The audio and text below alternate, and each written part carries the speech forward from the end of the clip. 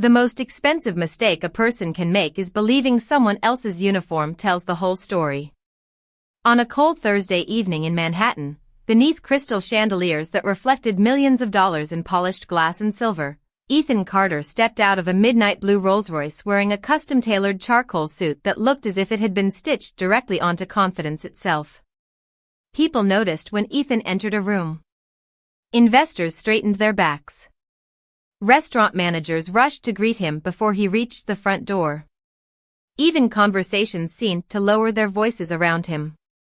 Across the same block, Claire Bennett pushed open the employees' entrance behind Beaumont House Restaurant with one hand while balancing a tray of freshly polished wine glasses with the other. Her black apron was neatly pressed. Her blonde hair was tied into a simple knot. Comfortable black shoes replaced expensive heels because 12 hours on marble floors demanded practicality instead of elegance. Nobody looked twice as she quietly walked through the kitchen. She preferred it that way. The restaurant was preparing for one of the biggest private dinners of the season. Tech founders, venture capital partners, foreign investors, and several influential philanthropists filled nearly every reservation. The atmosphere carried that familiar blend of expensive perfume, aged oak, and whispered negotiations where a single sentence could move millions of dollars before dessert ever reached the table. Claire checked every glass twice, adjusted every fork until it lined up perfectly, and greeted every guest with the same calm smile that never felt rehearsed. Some coworkers joked that she was too quiet for New York. Others assumed she lacked ambition because she never competed for attention. They never noticed how carefully she observed every room before taking a single step. They never noticed how she remembered names after hearing them only once. They never noticed how she seemed to understand people long before they spoke. As the evening settled into its rhythm, the maitre d' hurried toward the entrance, his expression tightening the moment another black SUV joined Ethan Carter's convoy. More executives had arrived than expected.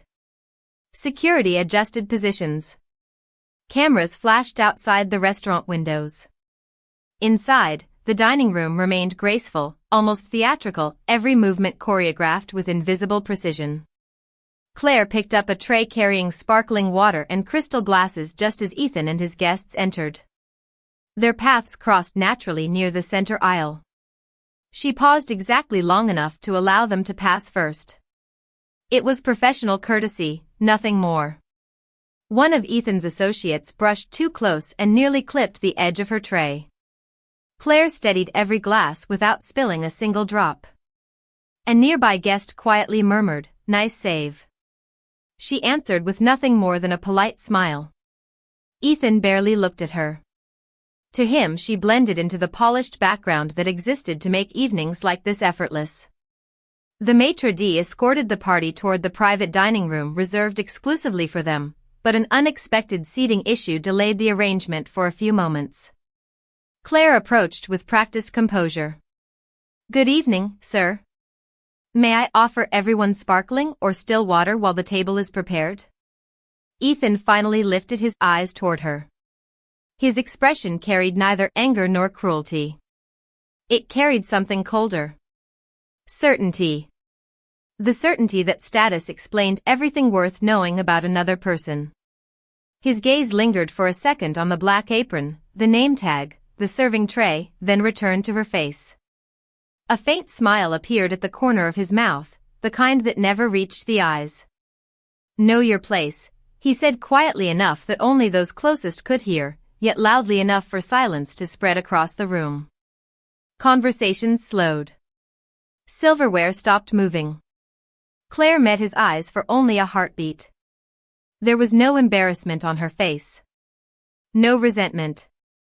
No attempt to defend herself. She simply lowered the tray slightly, smiled with remarkable calm, and answered, "Of course, sir." Then she stepped aside as if nothing unusual had happened. Around them, the restaurant slowly breathed again.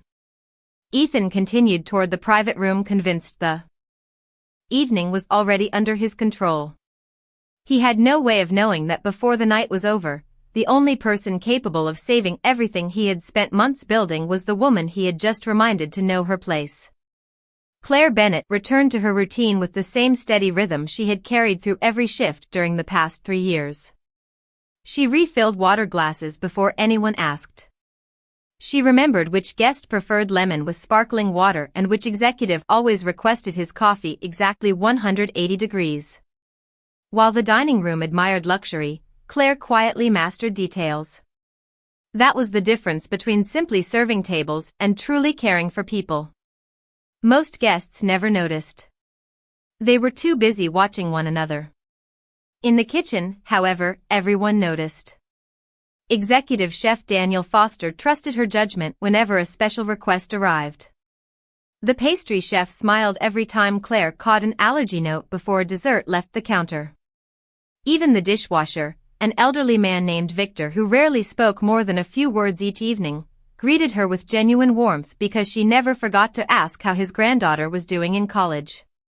Respect had always been the language Claire spoke most fluently. The young hostess, Megan, cautiously approached while polishing menus. "Are you all right?" she whispered. Claire looked up from arranging silverware. "Of course." Megan hesitated. What he said, Claire offered the same peaceful smile she had worn moments earlier. People reveal themselves when they speak. That is their choice. How we respond is ours. Megan stared at her for a second before quietly nodding. She expected anger. She found calm instead. Across the restaurant, Ethan Carter settled into the private dining room surrounded by influential guests whose combined fortunes could have reshaped entire industries. Contracts rested inside leather portfolios. Crystal glasses reflected soft candlelight across polished mahogany. The evening was supposed to be simple. Build trust. Impress international investors.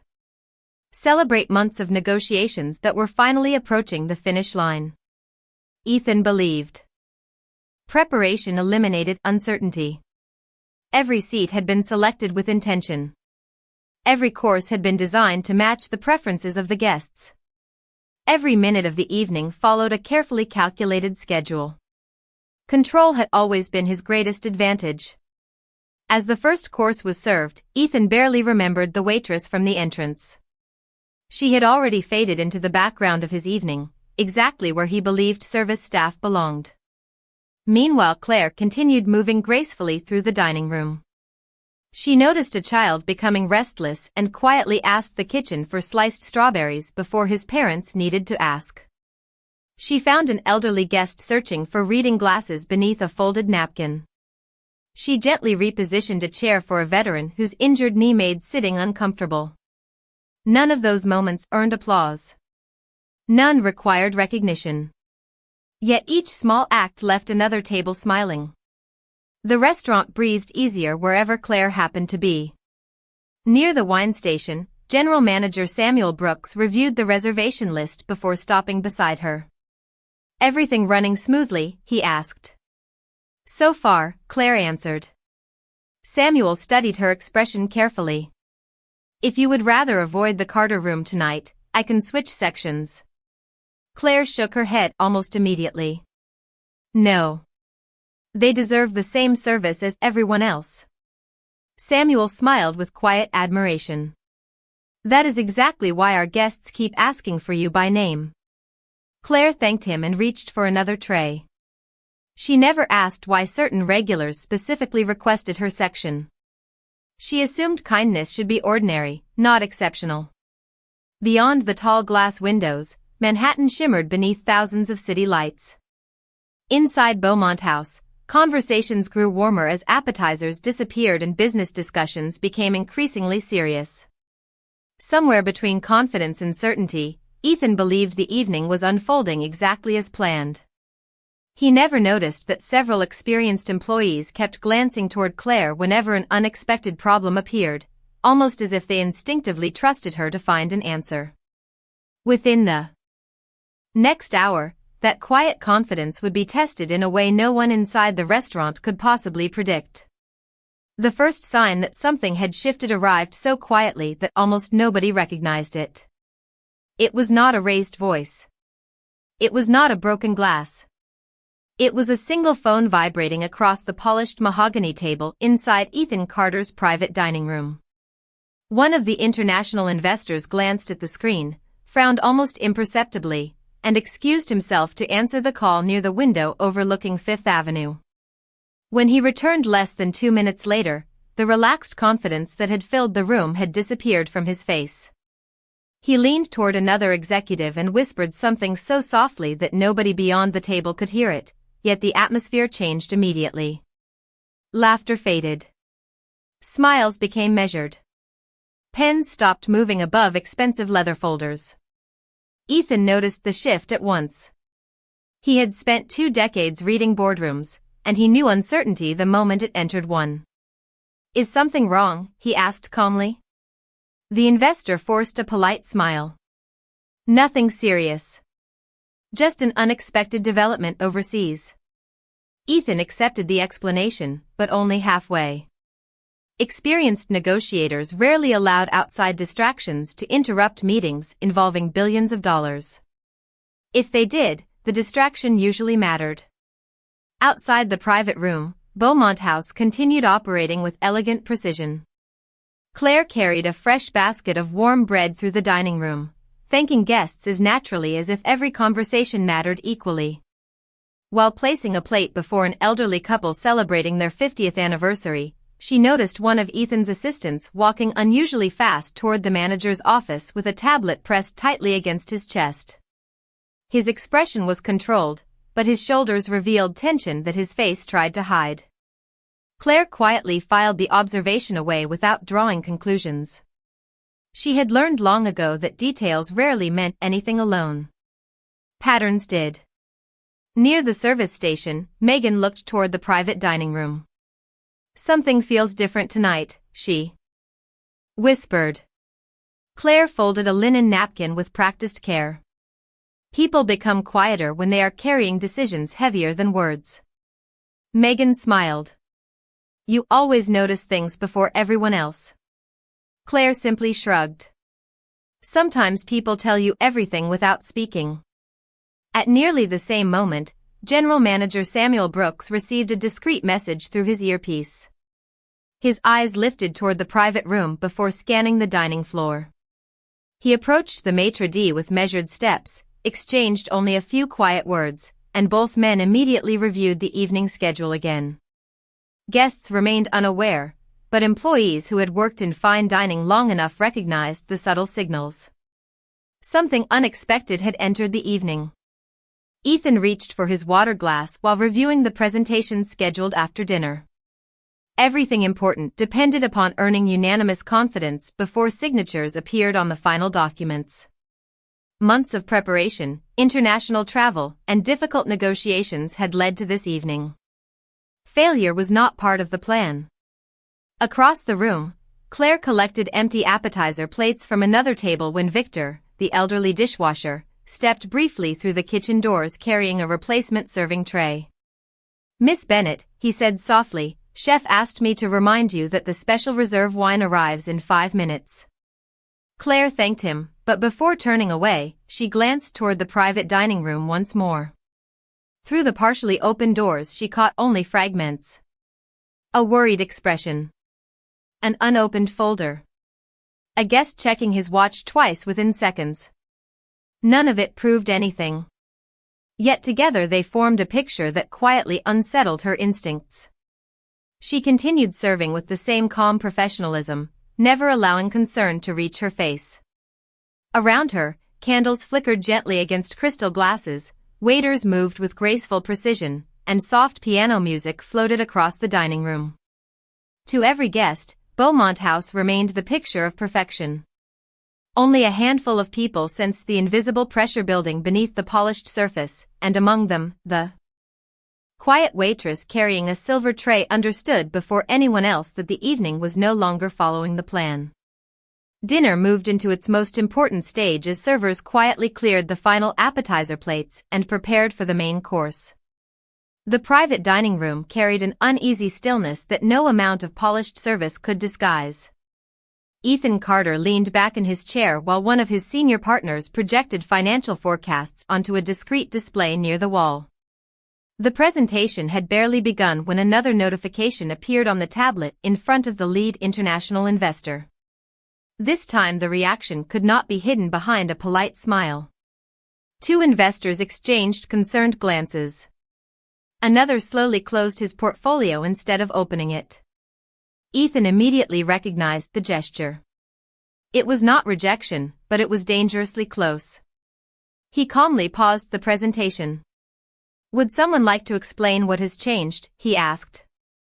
The room remained silent for several seconds before an executive from London finally spoke.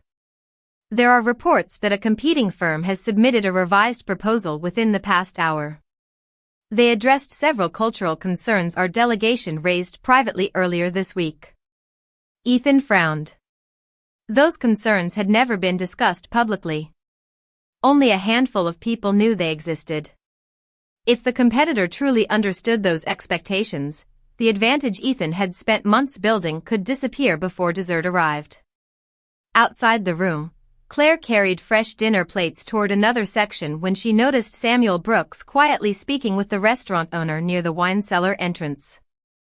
Neither man looked panicked, but both wore the unmistakable expression of professionals trying to solve a problem before anyone else noticed it existed. Claire continued serving her guests without interruption, although her attention sharpened. As she passed the partially open doors of the private dining room, she heard only fragments drifting into the hallway. Protocol. Respect. Misunderstanding. Trust. The words themselves meant little. Their tone meant everything. Returning to the service station, Claire placed empty dishes onto a tray while Chef Daniel stepped beside her. "Their kitchen requests have changed 3 times in 15 minutes, he said quietly. "That never happens unless something bigger is going on." Claire nodded thoughtfully. People lose their appetite when they lose certainty.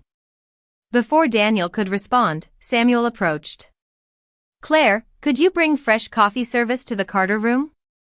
She accepted the silver coffee set without hesitation. As she entered the private dining room, every conversation immediately stopped. The silence had nothing to do with her. It had been waiting before she arrived. Claire moved gracefully around the table, refilling cups with steady hands that never shook. She noticed unopened entrees growing cold. She noticed expensive pens resting untouched beside unsigned agreements. Most importantly, she noticed one distinguished guest repeatedly looking toward another delegate instead of Ethan whenever key questions were asked. Leadership inside the room had quietly shifted, yet almost nobody seemed to realize it. Claire finished pouring coffee and prepared to leave when one investor politely thanked her in flawless English before adding a brief sentence to his colleague in another language.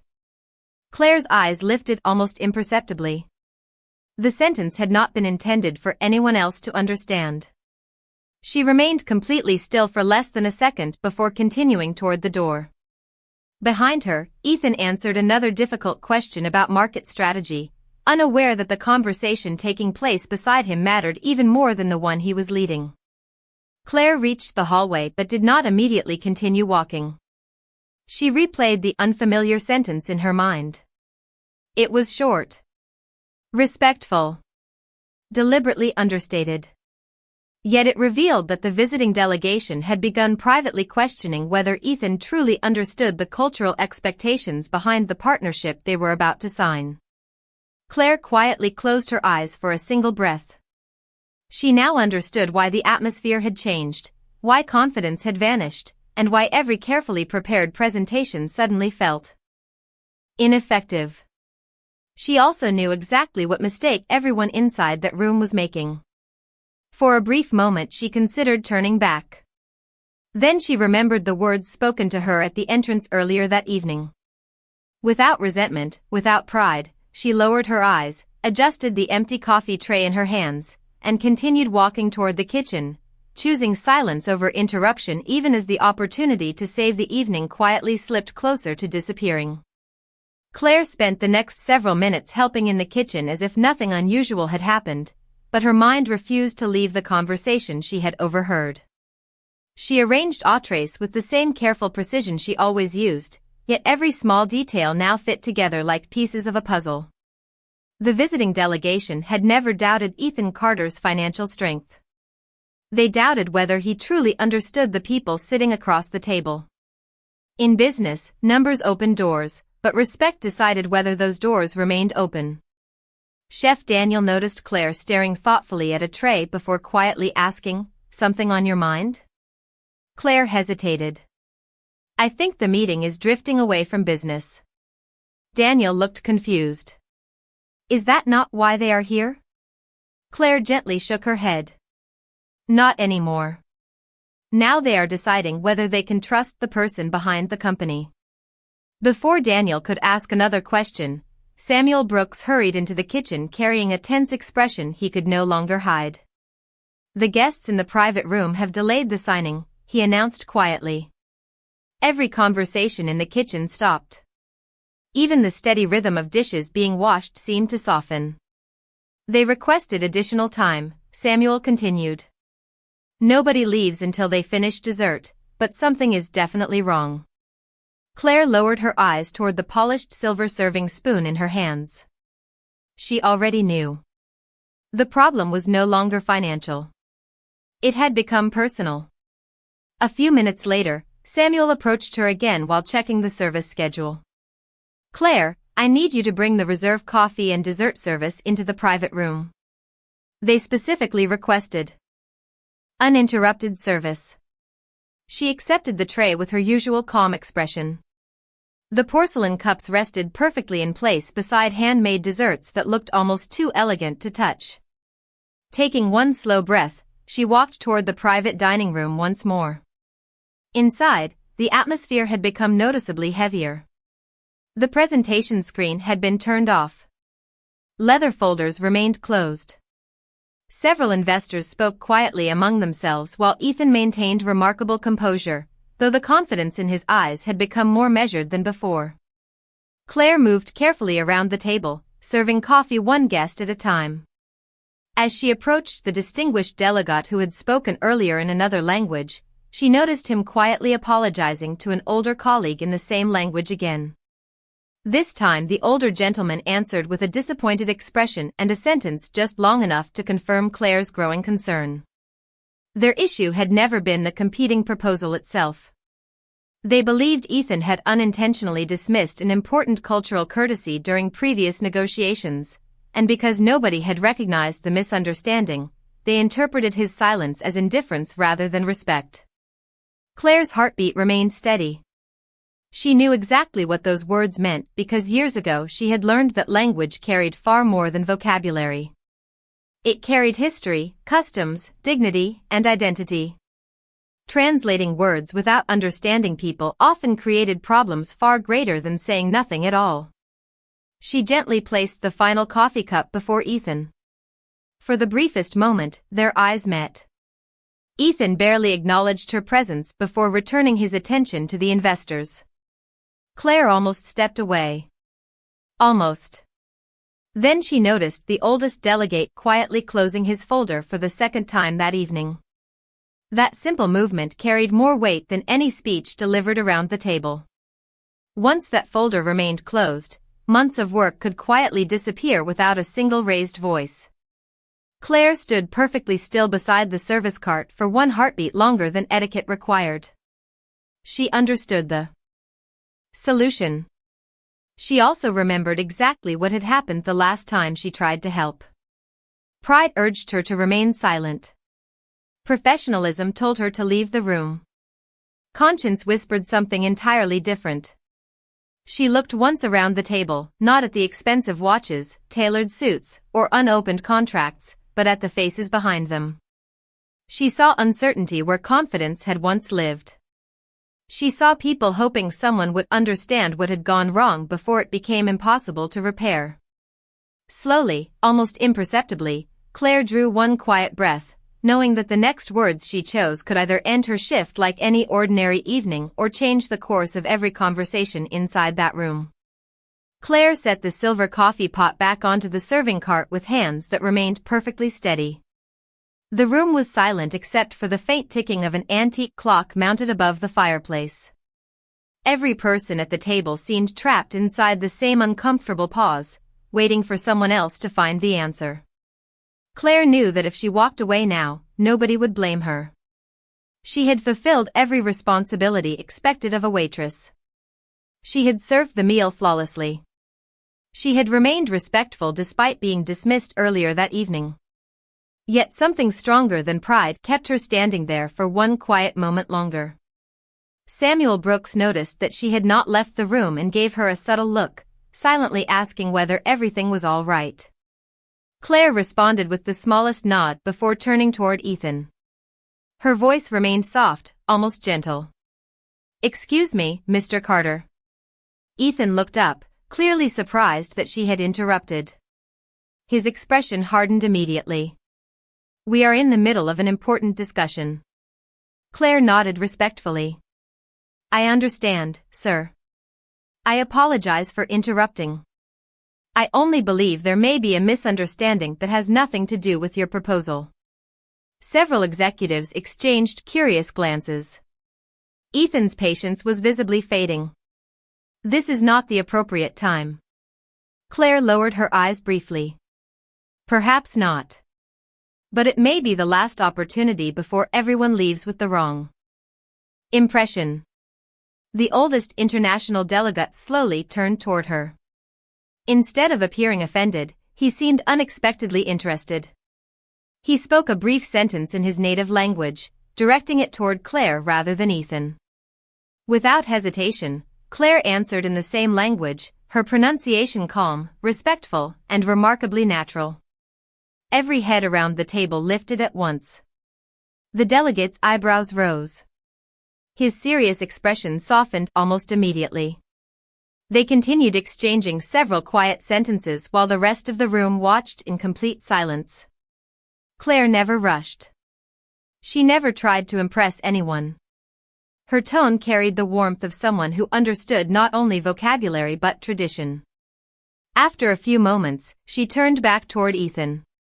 "Sir," she said gently, "they do not question your business plan. They believe a gesture during your previous meeting unintentionally suggested that efficiency mattered more than partnership. In their culture, that particular moment carried far greater meaning than anyone on your team realized." Ethan stared at her, unable to hide his surprise. "That was never my intention." Claire nodded. "I know. They believe it was accidental. They have simply been waiting to see whether anyone recognized it." The distinguished delegate smiled for the first time that evening before speaking directly to Ethan in English. "Your waitress understands us very well." Claire quietly corrected him. "I only listened carefully." The older gentleman smiled even wider. "That is exactly what I meant." Ethan looked from Claire to the delegation, realizing that the atmosphere had changed more during the past 2 minutes than during the previous 2 hours. One investor reopened his leather portfolio. Another relaxed his shoulders. Someone who had remained silent throughout dinner finally accepted another cup of coffee with an appreciative smile. The tension that had filled the room began dissolving almost invisibly. Claire never stepped closer to the table. She never attempted to lead the conversation. She simply explained one small cultural custom that had been misunderstood and suggested a respectful way for Ethan to acknowledge it sincerely. Nothing theatrical. Nothing dramatic. Only honesty delivered with humility. Ethan followed her suggestion exactly. He addressed the delegation with genuine respect, acknowledged the unintended misunderstanding without making excuses, and thanked them for giving him the opportunity to understand their perspective more clearly. The oldest delegate slowly extended his hand across the table. "Now," he said with a quiet smile, "I believe we are finally having the conversation we came here to have." Around the room, nobody looked at Claire the same way anymore. The woman carrying the coffee tray had quietly become the person who restored a conversation that millions of dollars alone could not save. Claire quietly stepped back from the table as the conversation resumed, hoping to disappear into the rhythm of the restaurant once again. That had always been her preference. She never wanted attention. She only wanted the evening to end with every guest leaving a little happier than when they had arrived. She lifted the silver coffee tray and turned toward the doorway, but before she could leave, the oldest delegate spoke once more. "Miss Bennet." Claire paused and faced him with the same calm expression. "Yes, sir?" The gentleman smiled warmly. "Would you honor us by answering one question?" Claire nodded politely. "If I can."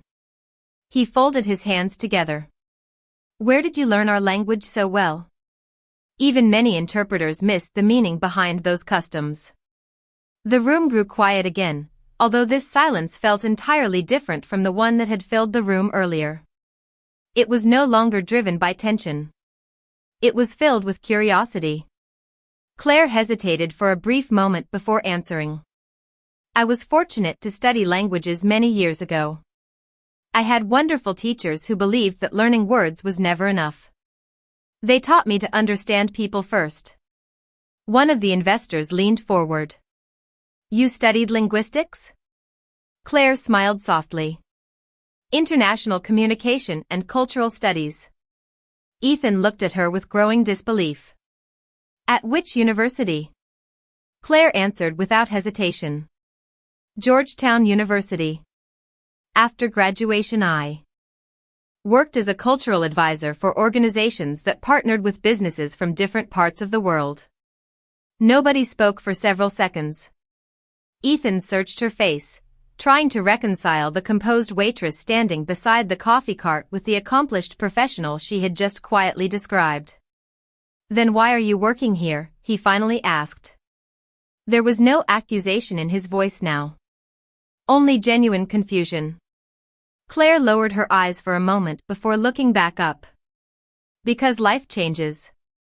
Her answer was simple, but the sincerity behind it filled the room. She continued gently, "Several years ago my mother became seriously ill. She needed daily care, and my father had already passed away. Consulting required constant travel. I could not be in two places at once, so I chose to be where I was needed most." She smiled with quiet peace rather than regret. "After she recovered, I realized I no longer wanted a career that kept me chasing airports and conference rooms. Beaumont House offered steady work close to home, and it allowed me to care for the people who mattered to me." Samuel Brooks, who had quietly entered the room during the conversation, listened with visible pride. One of the delegates slowly shook his head in admiration. "You walked away from a remarkable career." Claire answered almost immediately. "No, sir. I walked toward something more important."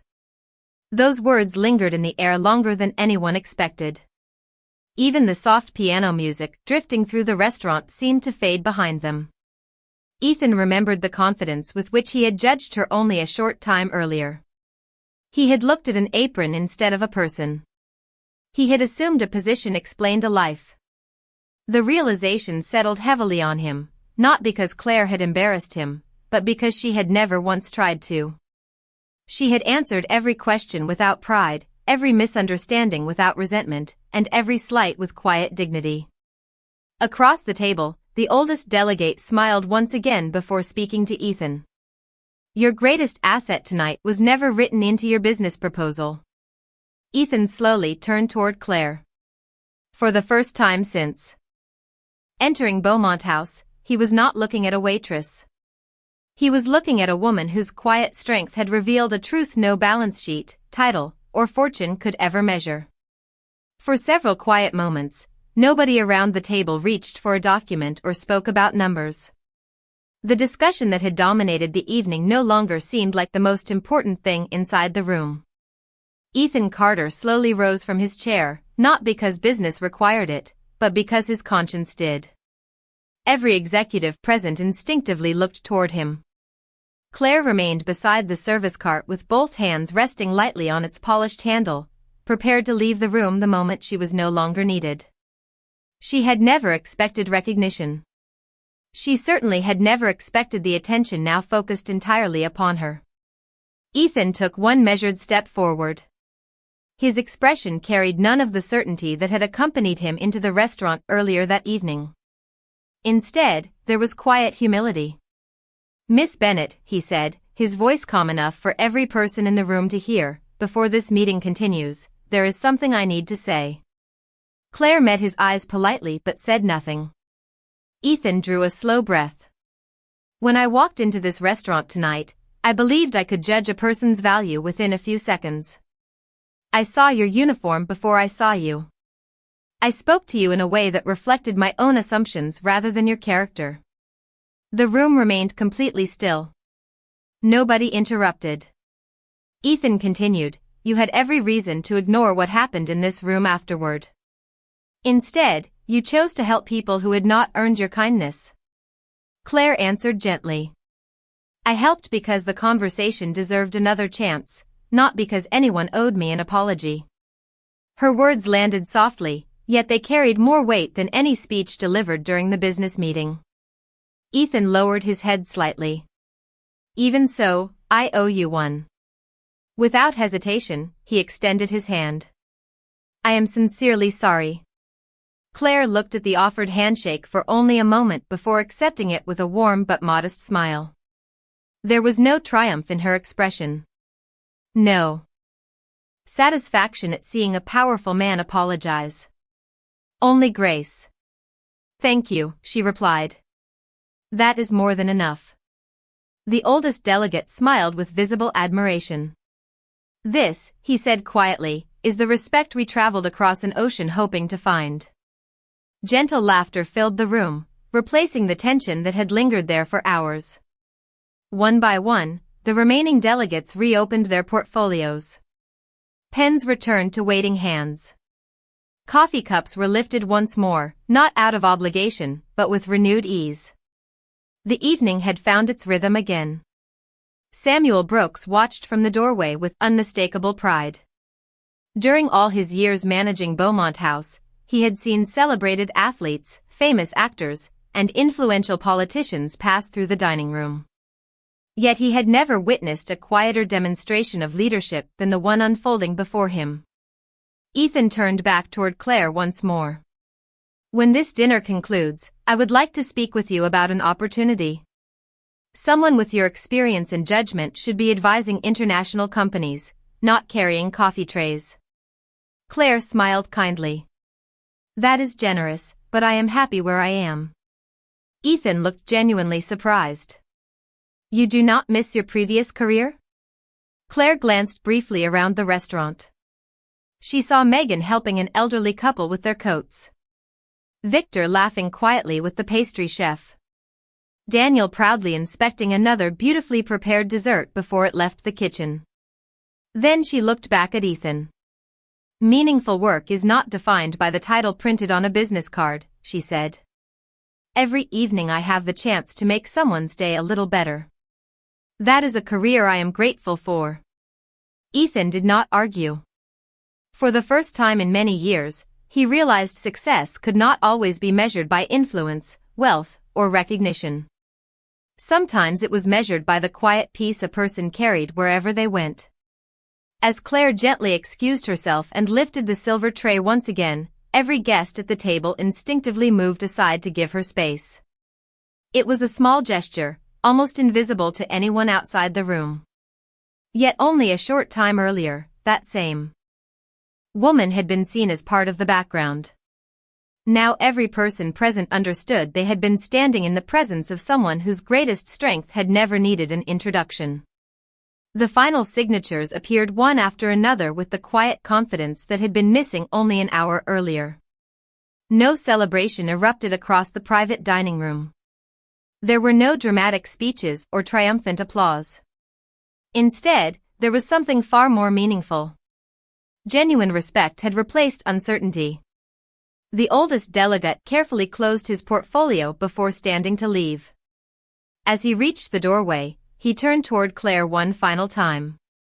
"Thank you," he said warmly. "Tonight you reminded all of us that understanding people will always matter more than understanding contracts." Claire placed a hand over her heart and smiled. "Safe travels, sir. It was an honor serving you." One by one, the guests shook Ethan Carter's hand before quietly thanking Claire as well. Some thanked her for her wisdom. Others thanked her simply for listening. She accepted every kind word with the same humble expression, never allowing praise to change the calm confidence that had always defined her.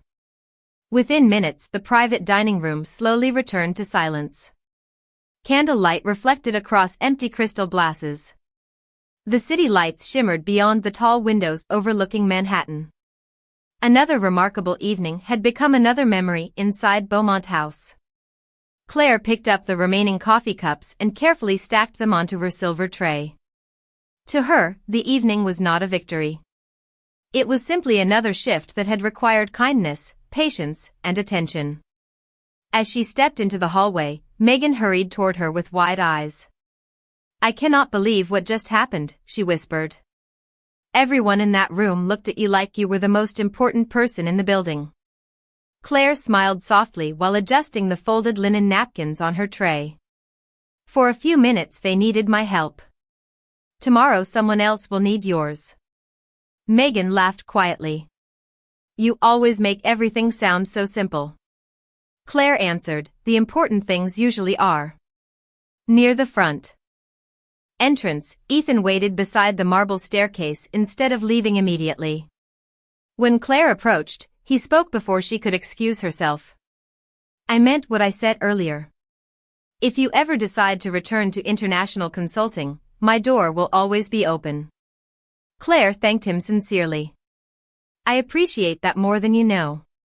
Ethan hesitated before asking one final question. "Can I ask you something?" Claire nodded. "When I spoke to you the way I did tonight, why did you still choose to help me?" Claire looked through the restaurant windows where snow had begun falling gently onto the sidewalks below. "Because if I had allowed one painful sentence to decide my character, then your words would have become stronger than my values." Ethan remained silent.